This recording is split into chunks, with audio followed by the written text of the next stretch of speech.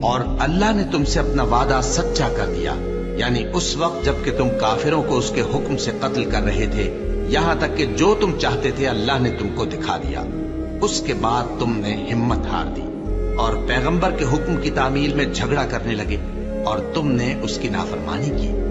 بعض تو تم میں سے دنیا کے طلبگار تھے اور بعض آخرت کے طالب۔ اس وقت اللہ نے تم کو ان کے سامنے سے ہٹا دیا تاکہ تمہاری آزمائش کرے، اور اس نے تمہارا قصور معاف کر دیا، اور اللہ مومنوں پر بڑا فضل کرنے والا ہے۔ وہ وقت بھی یاد کرنے کے لائق ہے جب تم لوگ دور بھاگے جاتے تھے اور کسی کو پیچھے پھر کر نہیں دیکھتے تھے، اور رسول اللہ صلی اللہ علیہ وآلہ وسلم تم کو تمہارے پیچھے کھڑے بلا رہے تھے، تو اللہ نے تم کو غم پر غم پہنچایا تاکہ جو چیز تمہارے ہاتھ سے جاتی رہی یا جو مصیبت تم پر واقع ہوئی ہے اس سے تم غمگین نہ ہو، اور اللہ تمہارے سب اعمال سے خبردار ہے۔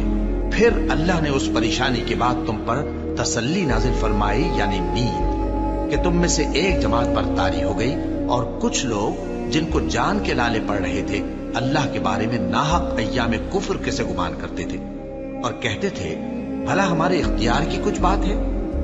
تم کہہ دو کہ بے شک سب باتیں اللہ ہی کے اختیار میں ہیں۔ یہ لوگ بہت سی باتیں دلوں میں مخفی رکھتے ہیں جو تم پر ظاہر نہیں کرتے تھے۔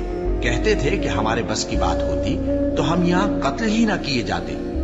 کہہ دو کہ اگر تم اپنے گھروں میں بھی ہوتے تو جن کی تقدیر میں مارا جانا لکھا تھا وہ اپنی اپنی قتل گاہوں کی طرف ضرور نکل آتے۔ اس سے غرض یہ تھی کہ اللہ تمہارے سینوں کی باتوں کو آزمائے اور جو کچھ تمہارے دلوں میں ہے اس کو صاف کر دے، اور اللہ دلوں کی باتوں سے خوب واقف ہے۔